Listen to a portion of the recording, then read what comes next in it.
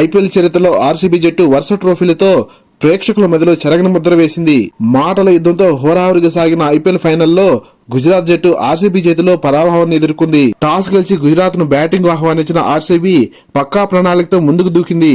కానీ ప్రత్యర్థి ఓపెనర్స్ ని టార్గెట్ గా చేసుకుని విరాట్ కోహ్లీ ప్రవర్తించిన తీరు గుజరాత్ ప్రేక్షకులను కొంత ఆశ్చర్యపరిచింది.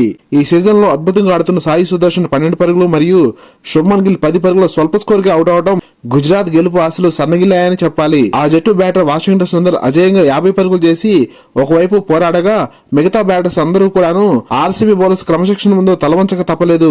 భువనేశ్వర్ కుమార్ మరియు హేజల్వుడ్ 2 వికెట్లు పడగొట్టగా యువ పేసర్ రాషిక్ సలాం 3 వికెట్లు పడగొట్టి గుజరాత్ ను భారీ స్కోర్ చేయకుండా ఆపగలిగాడు. గుజరాత్ జట్టు 20 ఓవర్లలో 8 వికెట్ల నష్టానికి కేవలం 150 పరుగులు మాత్రమే చేయగలిగింది. 156 పరుగులు ఒకవైపు, చేజింగ్ మాస్టర్ విరాట్ కోహ్లీ మరోవైపు అన్నట్లు సాగిన ఆర్సీబీ బ్యాటింగ్ ప్రయాణంలో 32 పరుగులతో ఓపెనర్ వెంకటేష్ అయ్యర్ విధ్వంసం సృష్టించాడు. ఇక సిక్సర్ తో మ్యాచ్ ను ముగించిన విరాట్ కోహ్లీ బ్యాటింగ్ సునామీ గురించి ఎంత చెప్పినా తక్కువే. 42 బంతుల్లో 9 ఫోర్లు 3 సిక్సర్లతో అజేయంగా 75 పరుగులు చేసిన కింగ్ విరాట్ కోహ్లీ సహచరుల సహకారంతో ఆర్సీబీని విజయపథంలో నడిపించాడు. 2 వికెట్లు పడగొట్టిన గుజరాత్ బౌలర్ రషీద్ ఖాన్ కొంతమేర ఆర్సీబీపై ప్రభావం చూపించినప్పటికీ తన జట్టును విజయానికి దరిదాపుల్లో కూడా చేర్చలేకపోయాడు. లేటెస్ట్ క్రికెట్ అప్డేట్స్ కోసం ఈ వీడియోని లైక్ చేసి ఛానల్ సబ్స్క్రైబ్ చేస్తూ ఆశిస్తున్నాం. Thank you for watching.